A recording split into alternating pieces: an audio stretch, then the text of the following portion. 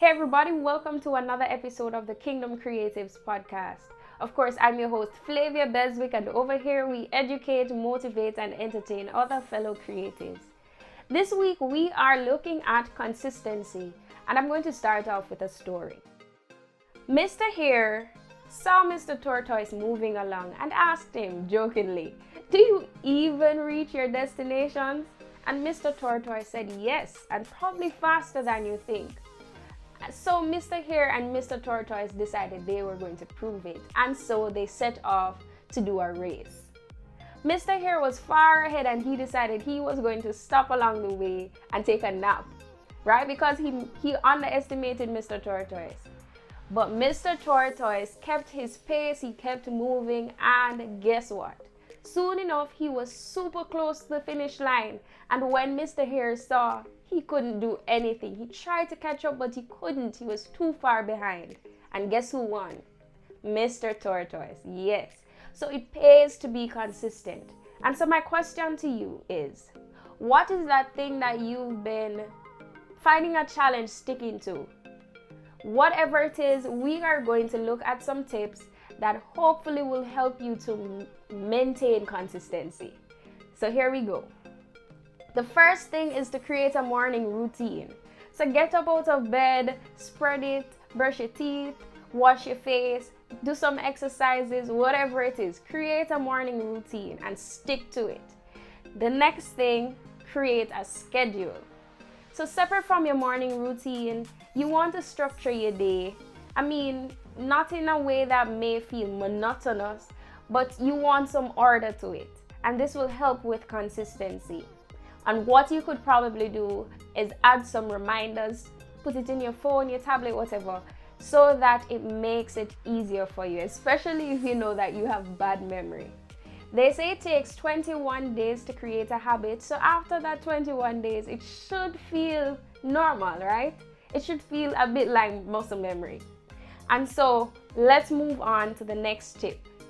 Make realistic goals. Yes, set realistic goals. Don't try to do everything all at once. Take it in stages. Follow through on task by task. Don't try to do everything all at once because it will get frustrating.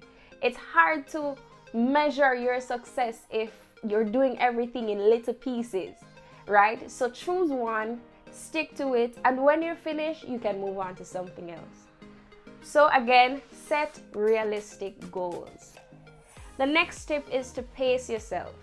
Take a break. Go and take in some fresh air. Whatever it is, right? Don't do too much. Don't overwork yourself because you will feel burnt out after a while if you do. So pace yourself. And the last thing, even if you don't want to do it, and I'm sure you heard me say this phrase a number of times, do it anyway. That is the key to being consistent. Even if you don't feel like it, even if you're frustrated, even if you're sleepy, even if you're lazy, whatever it is, do it anyway. Keep at it, right? Don't let your feelings stop you from achieving your goals. Whatever it is that you want, all the goals that you've set out to achieve is on the other side of consistency. All right. And with that being said, let me just tell you three benefits that you could get from being consistent.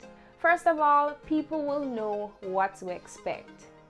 And I know some of you might say that that's why you don't want to be consistent, because you don't want to be predictable.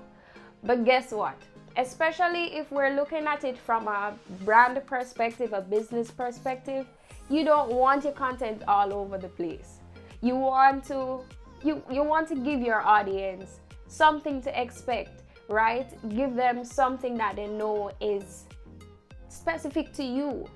If you have everything scattered and you're posting all different types of stuff, they'll get confused and they might move on to somebody else, right? So find your niche and stick to it. Be consistent with that so people will know what to expect.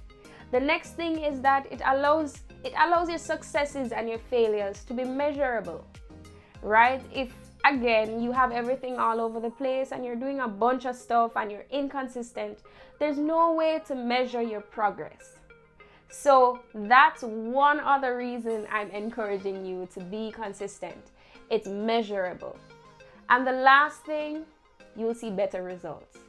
I'm sure you've heard the phrase, practice makes perfect.